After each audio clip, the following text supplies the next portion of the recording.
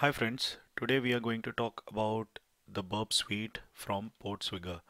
Let's look at where to download. So we'll go to https://portswigger.net, click on products and select the community edition, and then we say download the latest version and click on Burp Suite Community Edition, Windows 64-bit, and click on download.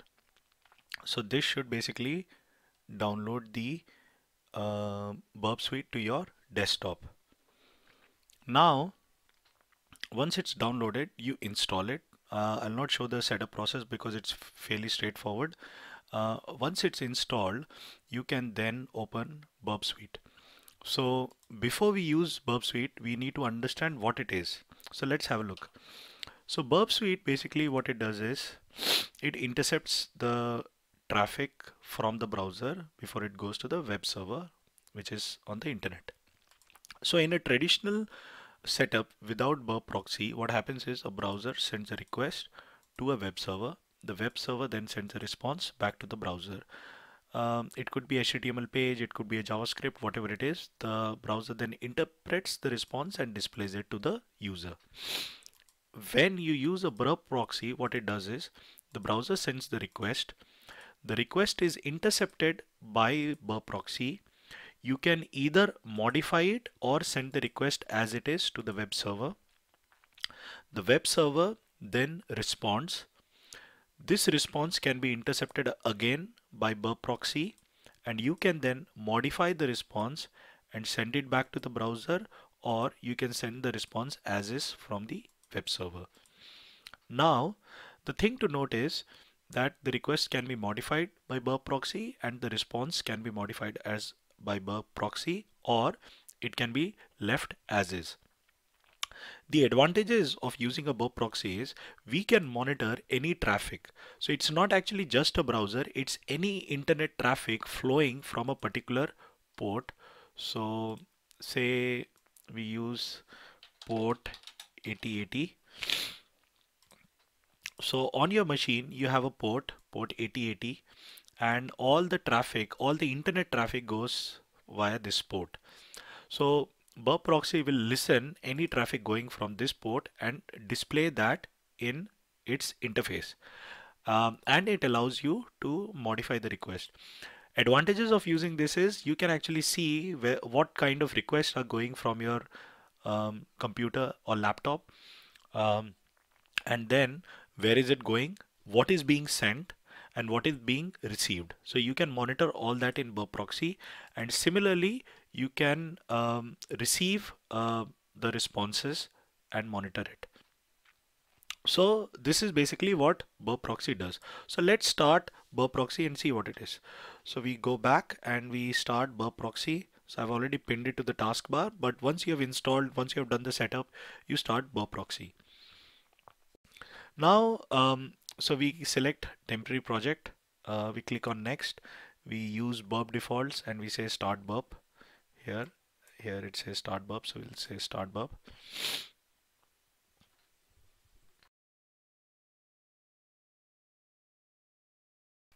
Once it's started, we have a couple of screens, but what we are interested is target and proxy. We are not interested in anything else for this particular video.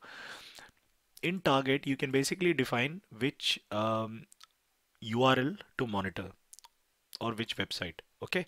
And in proxy we will intercept the traffic. So here the intercept is on, so it means that when the intercept is on, the Burp proxy receives the request but it doesn't send it to the web server.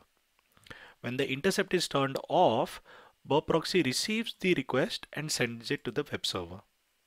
When the intercept is on here, when the response, Burp proxy receives the response but doesn't send it to the browser.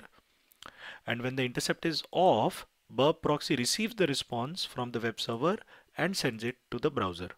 Okay, so let's go back to Burp proxy, and here the intercept is on and we have the option to open a browser. And then we have HTTP history, WebSocket history, and options. And in the options, we have proxy listeners, intercept client request, intercept server response. So these are, we are not looking at WebSocket messages in this video. So basically this what it tells is Burp proxy uses listeners to receive incoming HTTP traffic requests from your browser. So it so 127.0.0.1 is the local machine and 8080 is the port. So basically Burp proxy will listen on our machine at this port any traffic that is going out or coming in. And similarly, we can intercept the request which is going from our browser to the web server, or the server response which is received from the browser from the web server.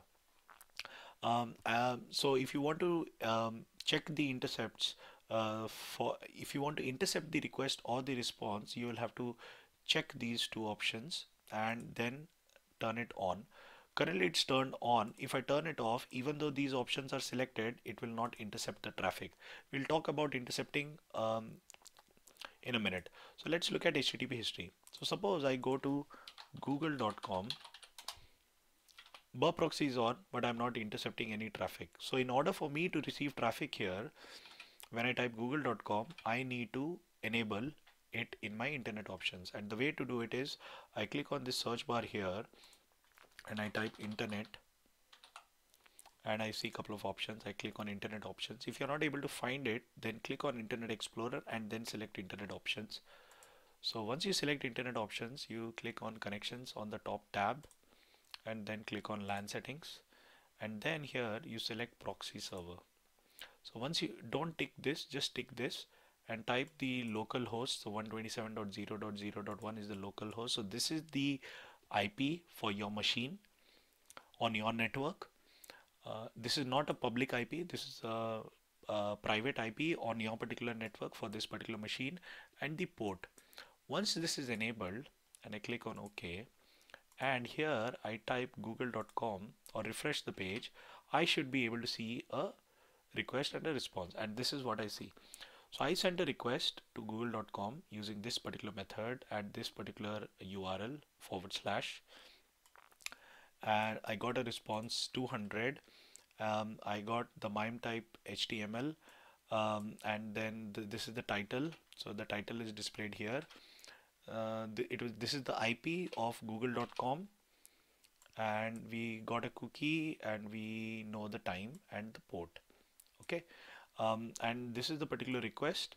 So the request has a couple of headers, some cookies, telling what browser we are using, what responses to accept, what is the page we are, or the URL that we are going to, what is the method, and what this is the response. We get 200 OK, HTTP, and this is an HTML page. So if I click on render, we should be able to see google.com page.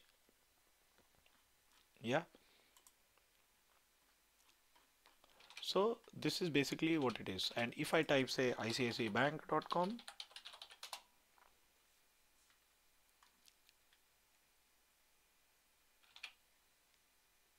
I should be seeing all the request here. And this is the best part. So I can see what's the method type, what is the URL that has sent the request, what are they requesting for, are they requesting for a JavaScript, are they requesting for a image, SVG, what are they requesting for, is it just a page, what is the request type, if is it get, is it post, etc, etc, and am I getting a response. The MIME type here basically tells what's the content type. Is it an XML, is it a JSON, is it a text, is it a HTML page, etc, etc, and what IPs it is connecting to, and are there any cookies. And this is quite powerful, and this is the power of Burp proxy. So you can intercept any request response to any particular host URL that's going from your machine to the internet. If you look at this screen, I mentioned HTTP and HTTPS traffic. Okay, so we are currently receiving HTTPS traffic as well, but if I say type http google.com, my browser automatically sets it. But suppose you want to check the certificate, it says portsfigure.ca. So this is basically nothing but the certificate from Burp. Now how it gets installed is a different story. So let's figure that out. So in your browser, let's type https // burp. it should open a website. Thing to remember that this website will only open if burp and the proxy is available. So burp should be on and internet option should be using proxy server. Suppose burp is off. So I switch off burp. Yes. And my internet proxy is already set. So I just type HTTP burp. This should not open any page. If I type google.com, this should not go because all the request is going to my proxy server, which is there in the internet options.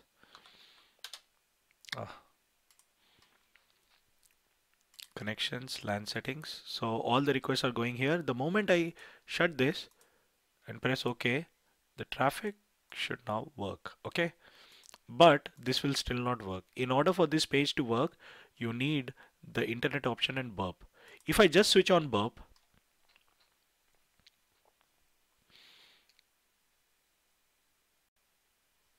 and I select next, start burp.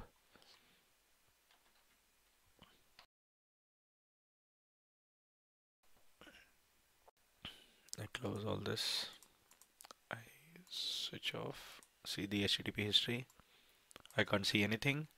And if I try to go to this page, it will not work because the internet options or the proxy is not set. So in order for us to go to this particular page to download the certificate, we need to have the burp proxy switched on, and in the internet options we need to have the proxy server enabled. Okay, so we have done that, and now if we refresh, it'll take us to this page. Now why am I going to the page? We are going to the page to get a certificate. So let's go back to our diagram. So whenever a browser sends a request to a web server, the web server, especially the browser, wants to see whether this server is the right one, and the web server also wants to validate the request.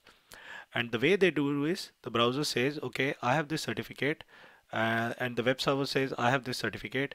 They tally it and then they say, okay, fine, everything is good. So we will accept your request and we'll send you, we'll accept your response. So this is how it works. So here it says not secure. There is no certificate. And it says CA certificate. So once you have the burp switched on and you have the proxy enabled, you click on CA certificate. It will download a certificate and you click on open and it will say open. Once you open the file, it will ask you to install the certificate.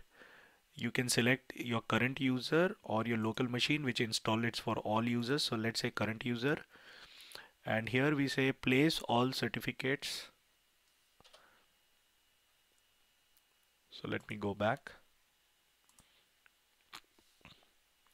So basically, if I click on this URL and the burp is switched on and the internet options is enabled for proxy server, we can see this page and it asks you to download a CA certificate. So if I click this, I'll download a certificate. I'll open it. I'll say yes, and then I will install it. I'll say current user. Current user is for the user who's logged into the machine. Local machine means it will install for all the users on this system. So we'll just select current user, click on next, and here we have automatically select or place all the certificates. So we say place all the certificates, we browse and we select trusted root certification authorities, click on OK, and we press next, and then we click on finish. Now I have already installed it, but once you finish, it will install the certificate. Now this certificate is perfectly safe to install. I've used it multiple times, and Portswigger is a big name in the world of security. So it's perfectly safe to download the certificate. There are no issues, and every time you download a burp proxy and you connect to the website, it'll download a fresh certificate, so you don't have to worry too much about the validity of the certificate. So but this is the process to install the certificate on your machine. Once you have the certificate installed, you can then go to gmail.com or any bank, say ICICI hsbcbank.com. People in the UK, we go to hsbc.co.uk.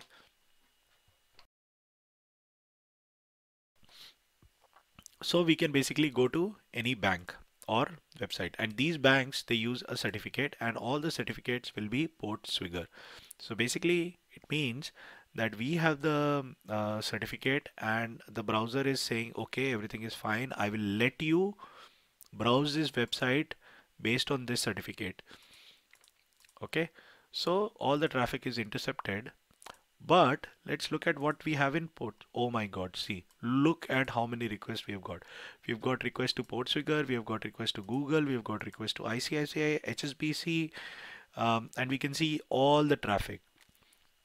And we can see what kind of, so they're downloading some icons, some SVG files, etc, etc. So there is a HTML page, there is a JavaScript file, etc, etc. So now you can see all the traffic which I was showing here on this particular burp proxy http/https. So you can see everything here. So now we can see all the things, but this is quite a lot, okay? And I don't want all this. So what I'll do is I will decide which particular URL to monitor. So as you can see, even if I send the request to icicibank.com, it goes to some other URLs as well, but I'm not interested.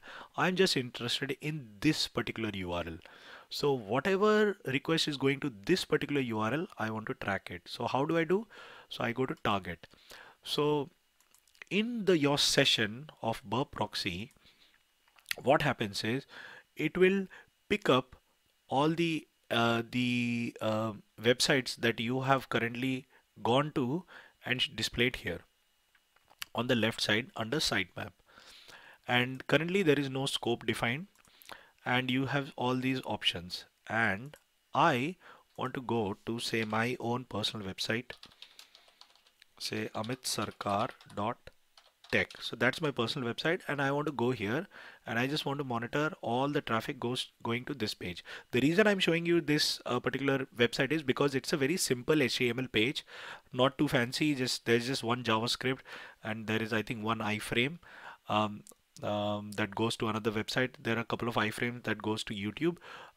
But yeah, it's a pretty simple website, and the moment I go there, I can see that it's displayed here, and I can see all the requests that have gone from this particular website. So I'll right click this and say add to scope, and say you have added an item to target scope. Do you want burp proxy to stop sending out of scope items to the history or other burp tools? So we say yes. So now in the scope, my target has been added. If I click here, so I'll go back to sitemap, so no other request will go.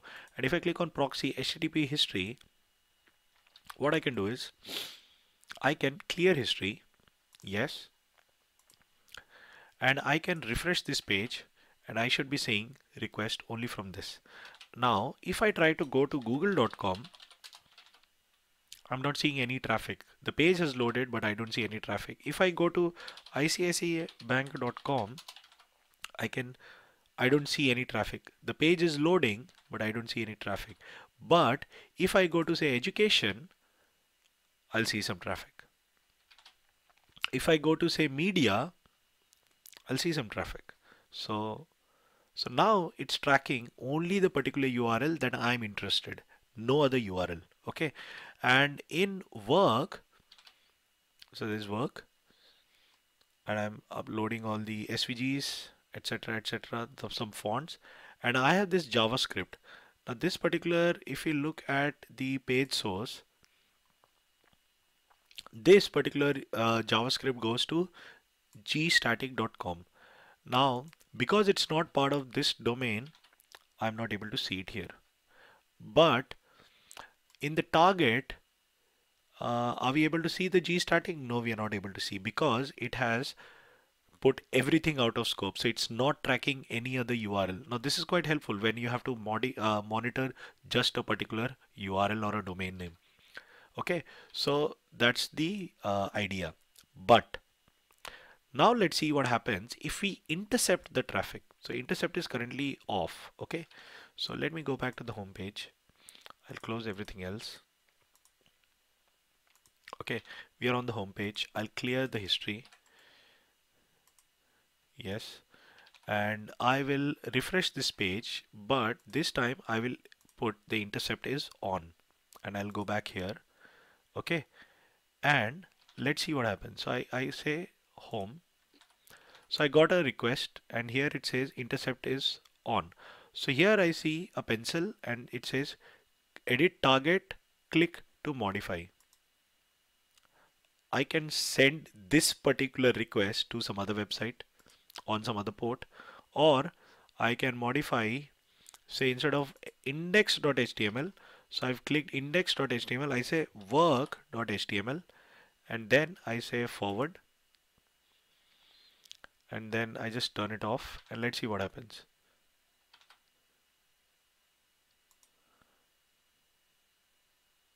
So I send the request to index.html. Okay. 304 not modified. So it sent the response not modified, but then it tried to upload the whole thing. So let me try something else. So I'll again switch on the intercept and I'll click on home. The intercept has come. I'll say work.html referrer host. So no, not this. Sorry, index. I have to modify it here. Work.html, and then I say forward. So instead of going to the home page, it has now loaded. So if I click on, so here we have work page. Okay. And here instead of index.html, I click on education and I forward the request. It loaded education, even though I sent the request to index.html. Okay. And if I now click on speaking, it'll intercept the request. It's not gone. It shows that okay, it's refreshing because we have intercepted the request. And then I click on speaking, and then instead of that I'll click on work. So instead of education, or I'll say click on media, and I forward. So instead of education, the page media is uploaded. It says speaking.html, but media.html has loaded. And it's asking me whether I want to forward the request to YouTube. I said yes, yes. So there are 3 different URLs and they have all loaded. So as you can see, this is pretty useful to modify request and the response. I have not modified the response in this instance, but this is what you can do. I've just turned off the intercept and you should be able to see everything. So here in the intercept, if the intercept is on and intercept responses, okay, so suppose we go to home, I get forward, and this is the response. Okay, and here I want to say test 1 2 3. So once I click this, forward, forward, forward, forward. Okay, I was not able to modify it, so let me try it again. So I refresh this page. So this one goes, this one goes. Ah, the intercept response. Yes, the response has come. Okay, sorry. So it's no, this is not the thing. So let's look at it again. So clear history. Yes. Home. Oh yes, test 1 2 3. I was looking at somewhere else. So here, instead of my name Amit Sarkar, it's coming test 123. So as you can see, I modified the response and the browser is displaying the response. And this is what I was telling, that I can modify the request and the server will load a different page for me, or I can modify the response and the browser will show me something else. And this is the power of Burp Proxy. Okay. I hope this session was useful. I mean, there are a couple of other options. So here you have the proxy listener, which is enabled. The intercept client request is enabled. And if you want to intercept the server response, you enable this. So it was actually disabled. So that's why I was not able to intercept the response. So if these two options, the request and the response options are enabled, you will be able to intercept only when the intercept is turned on. If it is off, then even if it is ticked, you'll not be able to intercept anything, but you will still be able to see it in the history. So I send the request, I see a response. I send a request, I see a response. So it's pretty straightforward. If it is a HTML page, it will try to show you a render option as well. So I hope this session was useful, and yeah, please feel free to ask me any questions, share, like, or comment on this video, and thank you so much for your time.